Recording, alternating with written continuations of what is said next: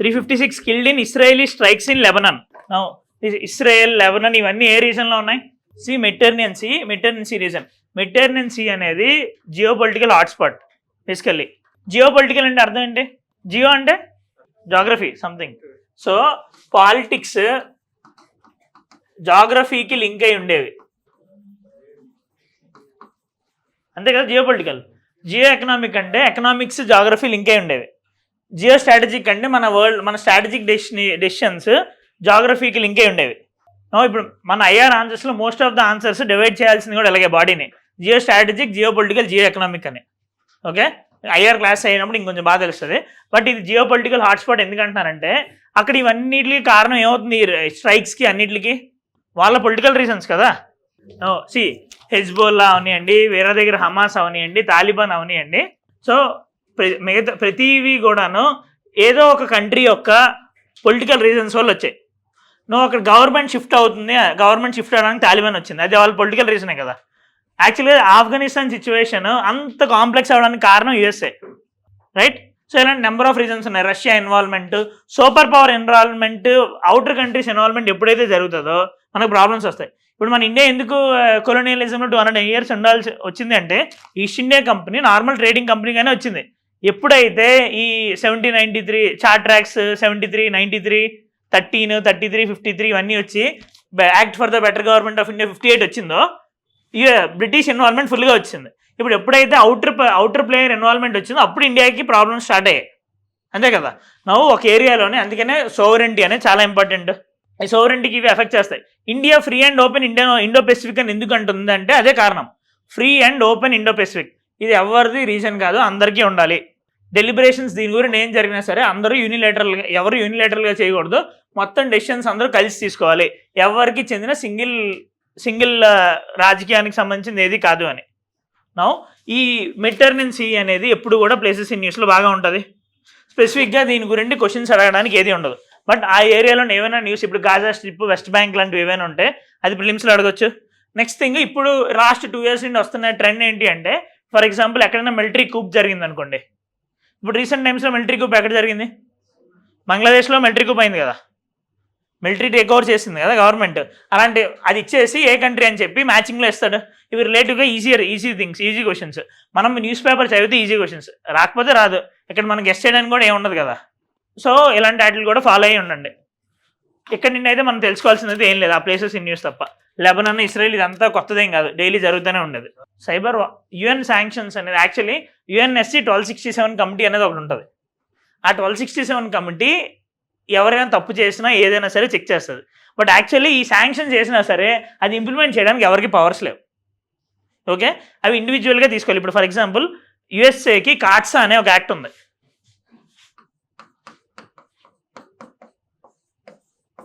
Countering American adversaries with trade sanctions act అని.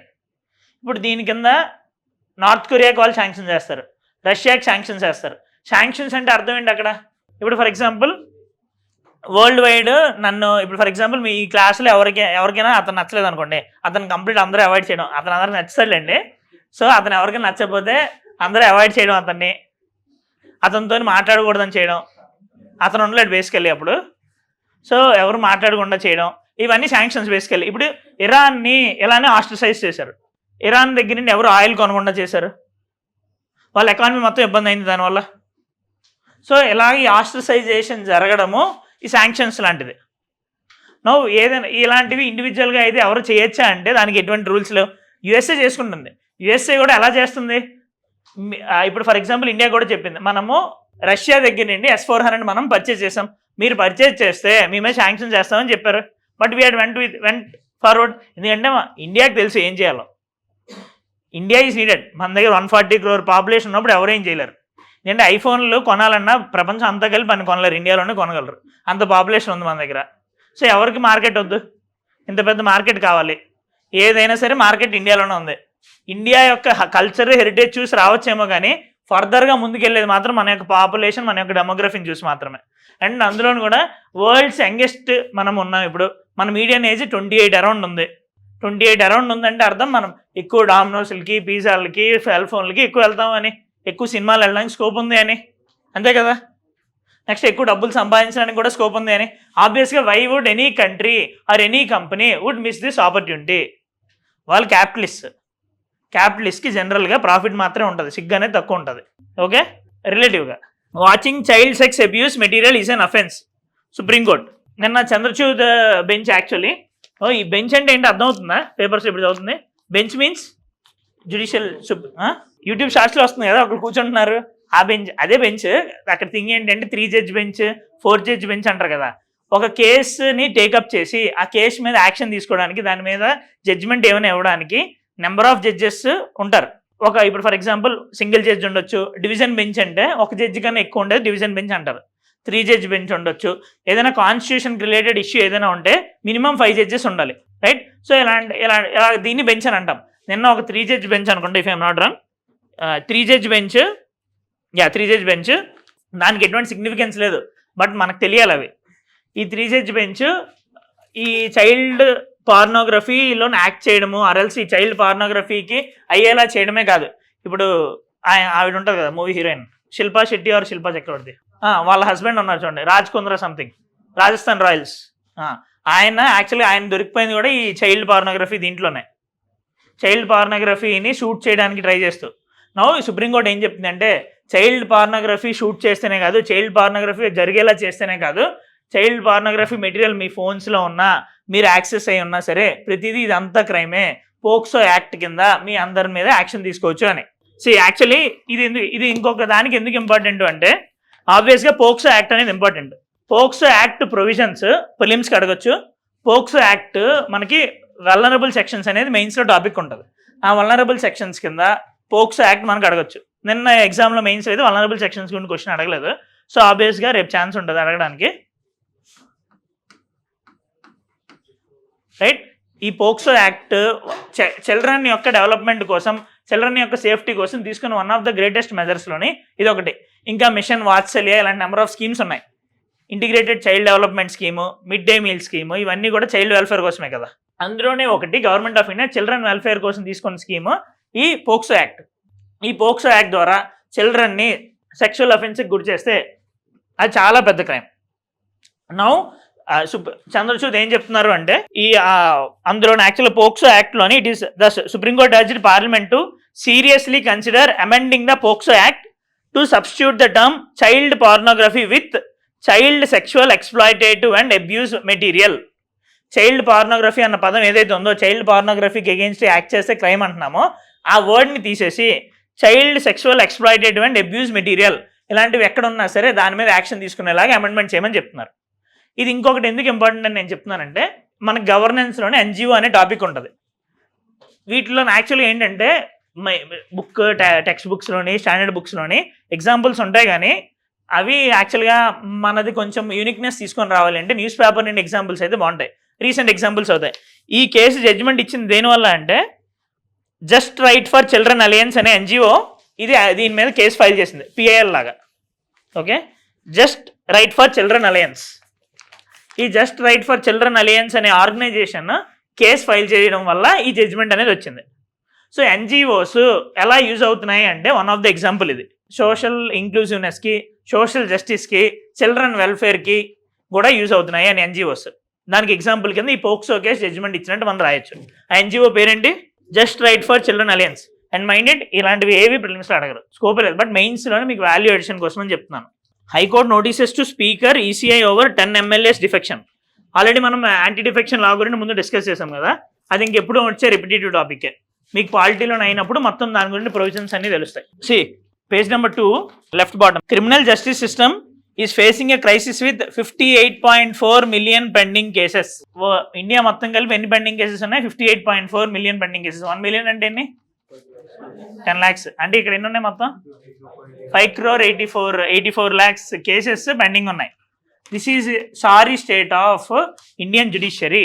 Indian judiciary face చేస్తున్న biggest problem is judicial pendency, right? So ఈ judicial pendency ప్రాబ్లమ్ని solve చేయడానికి ఆబ్వియస్గా ఇది కూడా ప్రిలిమ్స్కి సిగ్నిఫికెన్స్ లేదు, కానీ మెయిన్స్లోని జ్యుడిషియల్ పెండెన్సీ గురించి స్టాండ్ అలోన్ 10 mark 15 mark గురించి రావచ్చు. ఆర్ఎల్స్ ఇండియన్ జ్యుడిషియరీ ఫేస్ చేస్తున్న one of the number of problems ఇది వన్ ఆఫ్ ద ప్రాబ్లమ్. ఇప్పుడు ఫర్ ఎగ్జాంపుల్ మీకు ఇది కూడా పాలిటీలో అయ్యేటప్పుడు వస్తాయి, బట్ మేజర్గా అంటే మనకి ఈ జ్యుడిషియల్ పెండింగ్ అనే టాపిక్కే అనుకుంటే మీరే చెప్పండి, ఆన్సర్ మీరే చెప్పేస్తారు మొత్తం. జ్యుడిషియల్ పెండింగ్ ఎందుకు జరుగుతుంది? ఓకే, వేకెన్సీస్ వల్ల. నెక్స్ట్ మీకు పాలిటీ ఏం తెలీదు ప్రస్తుతానికి అయితే, ఇంకేం చాలదు. కొంతమంది చదువుంటే ఓకే చెప్పండి. Okay, delays in judgment, repeated delays. Next appeals. ఇప్పుడు కింద కోర్టు నుండి పై కోర్టు కింద ఇంకా పై కోర్టుకి వెళ్ళేటప్పుడు ఆబ్వియస్గా డిలే అవుతుంది ఫైనల్ జడ్జ్మెంట్ వచ్చే వరకు. ఇంకా కాంపిటెన్స్, యా ఆఫ్ కోర్స్ ఈ జడ్జెస్ యొక్క కాంపిటెన్స్ మేజర్గా there is generally no question on the competence of high court and supreme court judges, but there is higher question on the competence of district court judges. ఎందుకంటే district court judges అపాయింట్మెంట్లో చాలా scams జరుగుతాయి. Even last time ఒక 1.5 year back 1 year back ఆంధ్రాలోనే district court officers, జడ్జెస్ది కదా, officers అపాయింట్మెంట్లో కూడా చాలా పెద్ద స్కామ్స్ జరిగాయి. యాక్చువల్లీ 5 లక్షలు ఇస్తే చాలా మందికి జాబ్లు వచ్చాయి అప్పుడు. ఓకే, ఈ కాంపిటెన్స్ ఇష్యూస్, ఈ ప్రాబ్లమ్స్ అన్నీ వస్తున్నాయని చెప్పి ఏం చేశారంటే మన ఇందిరాగాంధీ టైంలోనే ఆల్ ఇండియా జ్యుడిషియల్ సర్వీస్ అనేది ఒకటి క్రియేట్ చేయడానికి మనము ట్రై చేసాం. అప్పుడు నుండి యాక్చువల్గా మనకి యాక్సెప్టెన్స్ అనేది వచ్చింది All India judicial service create చేయడానికి. But states are not ready to implement it because state governments డొమైన్లో ఉన్నది అది. స్టేట్ గవర్నమెంట్స్ వాళ్ళ పవర్స్ పోతాయి. ఎప్పుడైతే స్కిల్ అనేది ఉండే వాళ్ళు జడ్జెస్ కింద యాక్ట్ చేస్తారో అప్పుడే కదా ఎఫెక్టివ్ జడ్జ్మెంట్స్ అనేవి వస్తాయి. అది ఇంకా వెకేషన్. మీకు ఎన్ని రోజులు సెలవులు? అసలు వారంలో ఒక రోజైనా మీకు సెలవు వస్తుందా? మార్నింగ్ నుండి నైట్ వరకు బ్యాటింగ్ అవుతూనే ఉంది. జడ్జెస్కి అట్లా కాదు. జడ్జెస్కి ఓవరాల్ వాళ్ళ వర్కింగ్ డేస్ తెలుసా? Only 180 days. 365 daysలో వర్కింగ్ డేస్ ఓన్లీ 180 days. కొన్ని కోర్ట్స్కి అయితే 220 days వరకు, మిగిలినవన్నీ హాలిడేసే. అలాంటివి ఉండేటప్పుడు మరి డిలేసే కదా ఉంటాయి. నెక్స్ట్ లో penetration of alternate dispute resolution mechanisms. మనం ప్రతి దానికి కూడా కేసెస్కి వెళ్ళిపోతున్నాం.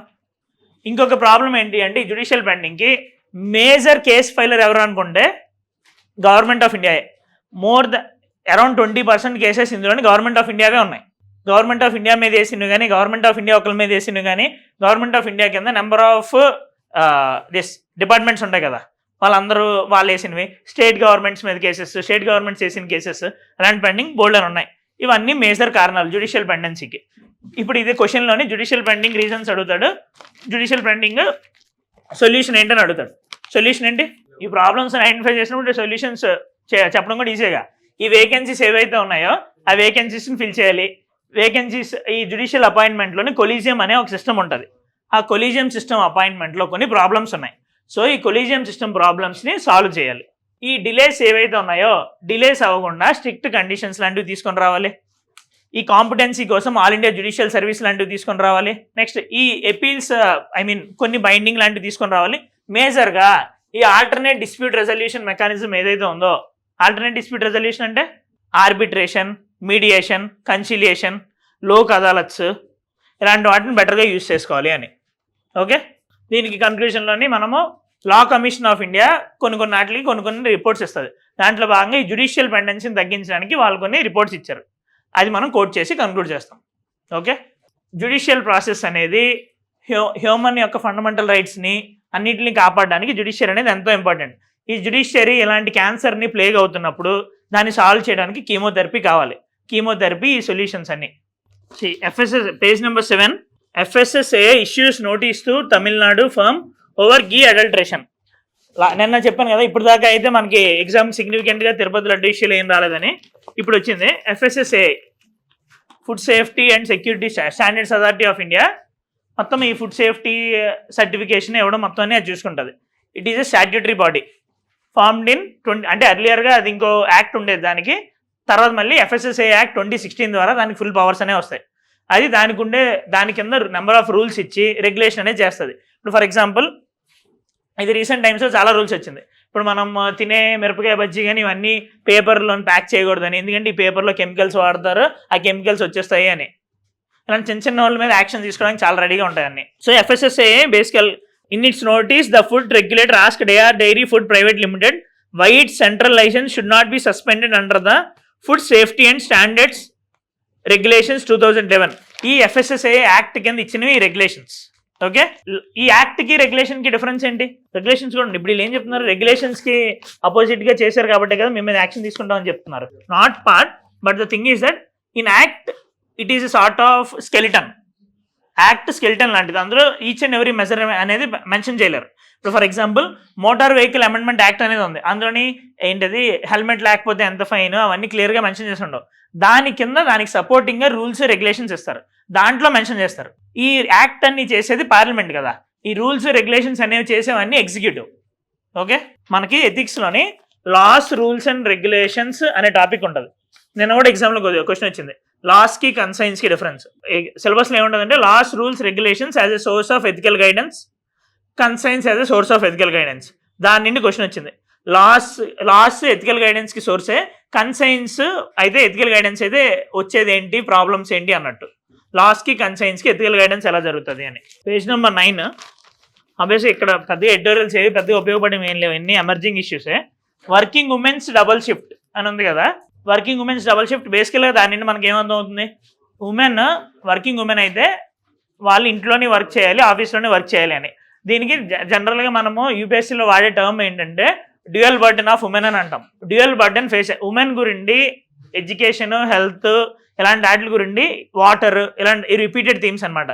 ఏదో ఒక టైప్లో ఏదో ఒక పేపర్లో మనకు క్వశ్చన్ వస్తూనే ఉంటుంది. Okay, even ethics case study నుండి, ఎస్ఏ నుండి ఎక్కడో దగ్గర వస్తూనే ఉంటుంది. దాని గురించి మనకి బేసిక్ కంటెంట్ అనేది ఉండాలి. అందుకని చెప్తున్నా, ఈ డ్యూయల్ బర్డెన్ ఆఫ్ ఉమెన్ అంటే ఏంటి, they have to look at the things in there home and also they have to working women basically they have to go and work in the office also. Even for example pandemic టైంలో actually ఆ టైంలో ఇంకొక word కూడా coin చేశారు. ఏమన్నారంటే shadow pandemic అని.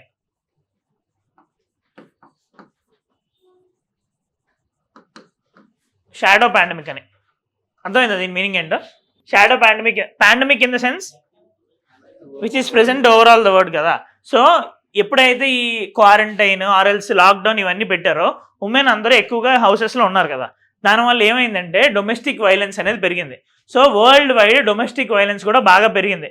ఎలా Covid అయితే ఒక పాండమిక్ లా కన్సిడర్ చేసామో, డొమెస్టిక్ వైలెన్స్ కూడా షాడో పాండమిక్ కింద ఆ టైంలోని కంటిన్యూ అయింది అని. ఓకే, సొసైటీలో రాయడానికి బాగుంటుంది shadow pandemic. This is very important. Page number 10, Modi's words. Reform of global institutions must for development.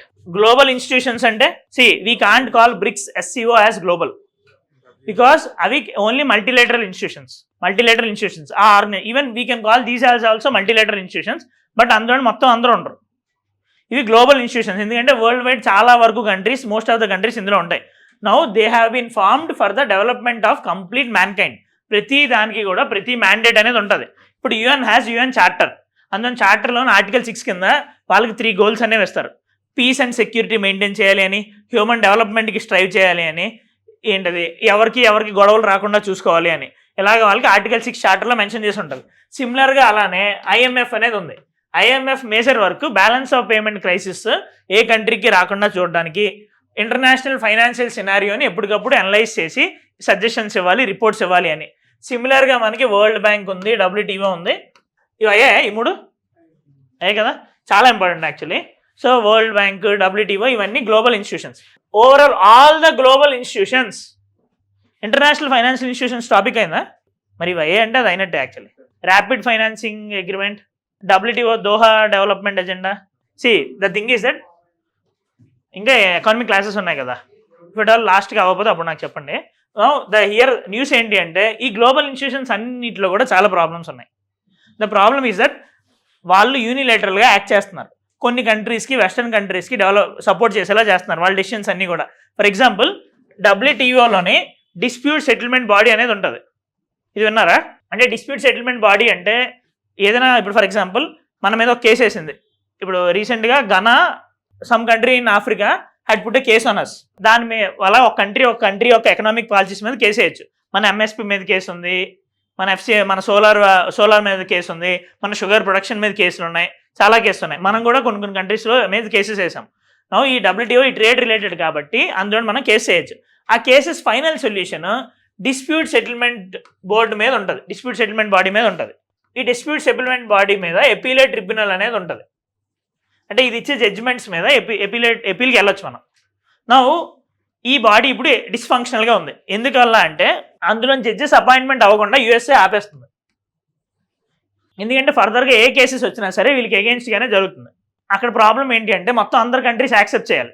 USA అది ఆపేస్తుంది. దీనివల్ల ఏమవుతుంది, ఆ బాడీ ఇంక యూజ్లెస్సే కదా, ఏదైనా ఫైనల్ జడ్జ్మెంట్ అవ్వడానికి అవ్వదు, డిస్ఫంక్షనల్, అవి ఉన్నా సరే లేనట్టే, అది మేజర్ ప్రాబ్లం. అలానే ఇప్పుడు ఫర్ ఎగ్జాంపుల్ వరల్డ్ బ్యాంక్లో ఏమైనా రీఫార్మ్ తీసుకోవాలనుకోండి, కొంత ఓటింగ్ పవర్ అనేది కావాలి, మినిమం 75% ఓటింగ్ పవర్ అనేది కావాలి.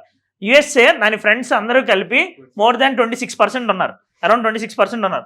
Now any decisions without their support they can't take. Now UN ఉంది, యుఎన్లోని ప్రతి బాడీలో కూడా చాలా ప్రాబ్లమ్స్ ఉన్నాయి. యుఎన్ఎస్సీ ఉంది, యుఎన్ సెక్యూరిటీ కౌన్సిల్, అందులోని 5 మెంబర్స్ ఎవరు పర్మనెంట్ మెంబర్స్?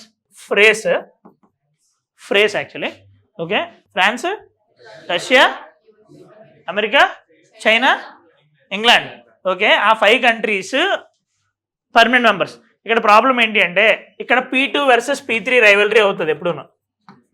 చైనా రష్యా కలిపి ఒకటి, మిగతా ముగ్గురు కలిపి ఒకటి. ఇక్కడ ప్రతి కంట్రీకి వీటో పవర్ ఉంది వాళ్ళకి. ఏ డెసిషన్ తీసుకోవాలన్నా ఒకవేళ వీళ్ళు ముగ్గురికి నచ్చింది అయితే వీళ్ళు ఆపేస్తారు, వీళ్ళకి నచ్చింది అయితే వాళ్ళు ఆపేస్తారు. ఇలా సూపర్ పవర్ రైవలరీ వల్ల యుఎన్ ఫంక్షనింగ్ అయిపోతుంది. ఇప్పుడు ఇస్రాయేల్ మీద కానీ, ఉక్రెయిన్ దగ్గర కానీ, రష్యా మీద కానీ యాక్షన్ తీసుకోపోవడానికి కారణం అదే. నెక్స్ట్ ఈ permanent councils expansion. Starting UN formation అయినప్పుడు 5 పర్మనెంట్ మెంబర్స్ ఉండేవారు, టోటల్ 51 మెంబర్స్ ఉండేవారు. ఇప్పుడు అరౌండ్ 190 మెంబర్స్ ఉన్నారు, కానీ పర్మనెంట్ మెంబర్స్ ఇప్పటికీ 5 మెంబర్సే ఉన్నారు. మారాలి కదా. నో ఇండియాకి యాక్సెప్టెన్స్ కావాలని చాలామంది అడుగుతున్నారు. నెక్స్ట్ వీళ్ళు అప్పుడులో గొప్ప, ఇప్పుడు ఫ్రాన్స్కి సిగ్నిఫికెన్స్ చాలా తక్కువ వరల్డ్ వైడ్, ఇంగ్లాండ్ సిగ్నిఫికెన్స్ చాలా తగ్గింది world wide. Russia, China and USA are continuing their legacy. But ఇప్పుడు ఇండియా చాలా సిగ్నిఫికెంట్ అయింది, బ్రెజిల్ సిగ్నిఫికెంట్ అయింది, జపాన్ సిగ్నిఫికెంట్ అయింది, జర్మనీ సిగ్నిఫికెంట్ అయింది. ఈ కంట్రీస్ అందరూ రీఫార్మ్ అడుగుతున్నారు. అందులో రీఫార్మ్ చేసి అందులోని ఈ పర్మనెంట్ మెంబర్స్ని, ఎక్స్ట్రా మెంబర్స్ని యాడ్ చేయమని అడుగుతున్నారు. ఇలాగ ఒక 4 మెంబర్స్ కలిసి దీన్ని రీఫార్మ్ చేయమని అడుగుతున్నారు. ఆ గ్రూపింగ్ పేరు G4. G4లో ఉండే కంట్రీస్, దానికి నిమోనిక్ బిగ్ జపాన్ అని. బేసికల్లీ బిగ్ జపాన్ అంటే బ్రెజిల్, ఇండియా, జర్మనీ, జపాన్. మీరు లాస్ట్ టైం క్వశ్చన్ అడిగారు కదా, uniting for consensus coffee club అని. వీళ్ళు ఏదైతే కోరుకుంటున్నారో ఇలా జరగకూడదు అని చెప్పి ఆ ఏరియాస్లో ఉండే వాళ్ళు ఇంకొకరు దాన్ని అపోజ్ చేస్తున్నారు. ఫర్ ఎగ్జాంపుల్ ఇండియా పార్టిసిపేషన్ని ఏంటది పాకిస్తాన్ అపోజ్ చేస్తుంది, ఈ జర్మనీ పార్టిసిపేషన్ని ఇటలీ అపోజ్ చేస్తుంది, బ్రెజిల్ని అర్జెంటీనా అపోజ్ చేస్తుంది. ఇలాగే కొన్ని కంట్రీస్ అందరూ, వీళ్ళతో పాటు ఇంకా కొన్ని కంట్రీస్ అందరూ కలిసి వాళ్ళకి అది లేదు, బట్ ఈ పర్మనెంట్ మెంబర్స్లో కొంతమంది వాళ్ళని పుష్ చేస్తున్నారు. సో దానివల్ల ఏమవుతుందంటే ఈ సూపర్ పవర్ రైవలరీ వల్ల ఈ యుఎన్ మొత్తం డిస్ఫంక్షన్ అయిపోతుంది. ఇక్కడ యుఎన్లోనే ఎవరి మీదైనా యాక్షన్ తీసుకునే పవర్, ఏదైనా ఇంప్లిమెంట్ చేయడానికి పవర్ ఉంది అంటే కేవలం ఆ యుఎన్ఎస్సీకి తప్ప ఇంకెవరికి లేదు. మిగతా వాళ్ళు ఎవరికి జ్యూరిస్డిక్షనల్ పవర్స్ లేవు, ఓన్లీ వాళ్ళకు ఉంది పవర్స్. వాళ్ళ పని కూడా డిస్ఫంక్షన్ అయిపోతుంది. పర్మనెంట్ మెంబర్స్ ఎక్స్పాన్షన్ లేదు, ఇలాగ నెంబర్ ఆఫ్ ప్రాబ్లమ్స్ అన్నీ ఉన్నాయి. మల్టీలేటరలిజం అంటే ఏదైనా కంట్రీ ఏదైనా డెసిషన్స్ తీసుకుంటే వాళ్ళ కోసమే మాత్రమే కాకుండా వరల్డ్ వైడ్ సినారియో మొత్తం అంతా ఆలోచించి, హ్యూమన్ డెవలప్మెంట్ మొత్తం కూడా ఆలోచించి డెసిషన్ తీసుకోవడాన్ని మల్టీలేటరలిజం అని అంటాం. యూనిలేటరలిజం అంటే కేవలం నా సెల్ఫిష్నెస్, కేవలం నా కంట్రీ వరకు మాత్రం ఆలోచించడం unilateralism. Now these are called as multilateral institutions కాబట్టి వాళ్ళు మొత్తం అందరి గురించి ఆలోచించాలి, but they are not doing that. ఇప్పుడు ఇండియా తన సిగ్నిఫికెన్స్ని చూపించుకుందాం అనుకుంటుంది. ఇండియా ఏమంటుందంటే ఈ బాడీస్ అందరినీ రీఫార్మ్ చేయాలి అని. ఇది మెయిన్స్లో కూడా ప్రాబబుల్ క్వశ్చన్. యాక్చువల్లీ పిఎస్ఆర్ ఆప్షన్లో అయితే ఎవ్రీ ఇయర్ క్వశ్చన్ వస్తుంది. మల్టీలేటరల్ ఇన్స్టిట్యూషన్స్ ఏవైనా ఉంటే దాన్ని రీఫార్మ్ చేయాలి అని. సో ఈవెన్ మన UN special representative Ruchira Kamboj అనే ఆవిడ ఉంటుంది, ఆవిడ కూడా చెప్తుంది reform, otherwise have a fear that other institutions will be coming. ఇవి సరిగ్గా ఫంక్షన్ అవ్వలేదు కాబట్టి, ఇప్పుడు వరల్డ్ బ్యాంక్ ఫంక్షనింగ్లో ప్రాబ్లం వచ్చింది కాబట్టి ఈ బ్రిక్స్ అని కానీ, new development bank, Asian development bank ఇవన్నీ వచ్చాయి. ఏషియన్ ఇన్ఫ్రాస్ట్రక్చర్ బ్యాంక్ ఏఐబి కానీ మొత్తం ఇవన్నీ దానికోసం వచ్చాయి. సో సిమిలర్గా WTO ఫంక్షనింగ్ కూడా ప్రాబ్లం వచ్చింది. WTO ఫంక్షనింగ్లో ప్రాబ్లం రావడం వల్లే ఈ ఫ్రీ ట్రేడ్ అగ్రిమెంట్స్ బాగా పెరిగిపోయాయి. ఇప్పుడు RCEP కానీ మిగతా అన్నీ కూడా ఈ WTO ఫెయిల్యూర్ వల్లే వస్తున్నాయి. RCEP regional comprehensive economic partnership, right? So ఇప్పుడు మోడీ ఏం చెప్తున్నారు, reform of global institutions must for development. Human development అవ్వాలి అంటే ఈ గ్లోబల్ ఇన్స్టిట్యూషన్స్ ఏవైతే ఉన్నాయో వాటిలో రీఫార్మ్స్ అనేవి కావాలి పక్కాగా, right? Centre and state set to review the scope of AFSPA in Manipur. Earlier I told about ఆఫ్స్పాను. ఆఫ్స్పా అంటే armed forces special powers act. Now armed ఫోర్సెస్కి ఎడిషనల్గా కొన్ని పవర్స్ ఇవ్వడం జరుగుతుంది. అక్కడ ఏం జరుగుతుంది అంటే if they feel some people, AFSPA ఎక్కడైతే ఉంటుందో అన్ని ఇండియా మొత్తం ఉండదు, అది కొన్ని ఏరియాస్లోనే ఉంటుంది. ఈ ఆఫ్స్పా కిందనే ఏ ఏరియాస్లో ఉంటుందని చెప్పి గవర్నమెంట్ నోటిఫై చేయొచ్చు, నేషనల్ గవర్నమెంట్ నోటిఫై చేయొచ్చు. ఆ నోటిఫై చేసే క్రమంలోని ఇప్పుడు ఫర్ ఎగ్జాంపుల్ అశోక్ నగర్లోని ఆఫ్స్పా అనేది ఉందనుకోండి, ఉండదు యాక్చువల్లీ. ఒకవేళ ఉంటే ఇప్పుడు ఫర్ ఎగ్జాంపుల్ నేను ఏమైనా వాళ్ళకి అనాయింగ్గా కనిపించిన అయితే నన్ను చంపేయచ్చు వాళ్ళు షూట్ చేసి. That is called AFSPA. Armed ఫోర్సెస్కి స్పెషల్ పవర్స్ వస్తాయి.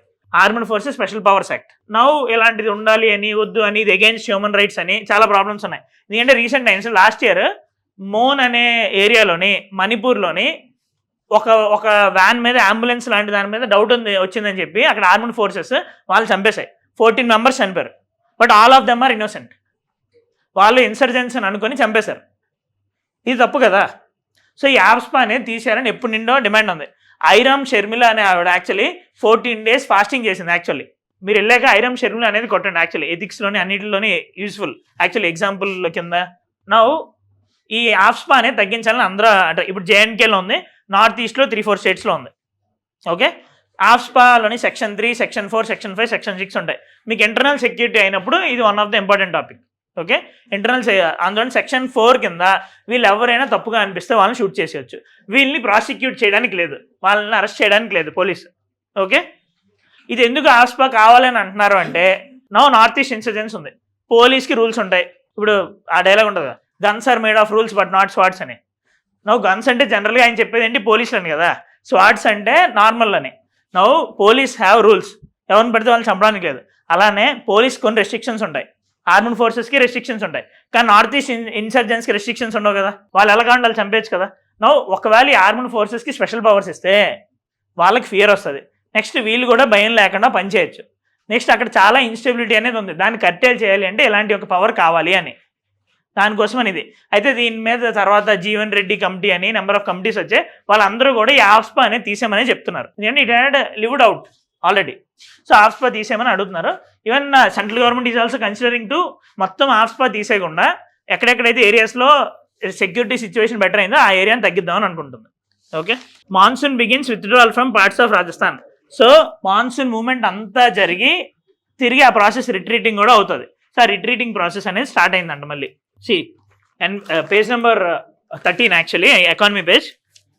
NBFC sector resilient under scale based regulations framework RBI bulletin. The NBFC sector, NBFCs అంటే బ్యాంక్స్కి ఎన్బిఎఫ్సిస్కి డిఫరెన్స్ తెలిసింది. ఇప్పుడు NBFC sector in India continues to demonstrate resilience with in the scale based regulations framework. Now ఈ scale based regulations framework ఎవరిది? ఆర్బీఐది. ఎన్బిఎఫ్సిస్ని gauge చేయడానికి ఇస్తుంది. Okay, ఇంతవరకు తెలిస్తే చాలా అక్కడ. సో ఎన్బిఎఫ్సిస్ రిలేటివ్గా మంచిగా ఫంక్షన్ చేస్తున్నాయంట. యాక్చువల్గా ప్రాంప్ట్ కరెక్టివ్ యాక్షన్ అనేది ఉంటుంది. మీకు ఇది అవుతుంది కదా, నేను ఎక్స్టేట్ చేస్తున్నాను చెప్పడానికి. ప్రాంప్ట్ కరెక్టివ్ యాక్షన్ అనేది ఉంటుంది. ప్రాంప్ట్ కరెక్టివ్ యాక్షన్ ఇప్పుడు ఫర్ ఎగ్జాంపుల్ మనం సరిగ్గా చదవకపోతే ఎవరైనా ఫోన్, ఇప్పుడు మనం సరిగ్గా చదవనప్పుడు మన ఫోన్ ఫ్రెండ్స్కి ఇచ్చేసి నేను చదివేసిన తర్వాత నాకు ఇవ్వండి జనరల్గా అంటాం కదా. సేమ్ అలానే ఇక్కడ మనం తీసుకునేది కాకుండా బ్యాంక్స్ కానీ ఎన్బిఎఫ్సిస్ కానీ సరిగ్గా ఫంక్షన్ చేయకపోతే ఆర్బీఐ వాళ్ళ మీద కొన్ని యాక్షన్స్ తీసుకుంటుంది. దాన్ని ప్రాంప్ట్ కరెక్టివ్ యాక్షన్ అంటారు. బోత్ బ్యాంక్స్కి ఉంది, ఎన్బిఎఫ్సిస్కి ఉంది. ఎన్బిఎఫ్సిస్కి రీసెంట్ టైమ్స్లో యాడ్ చేసింది.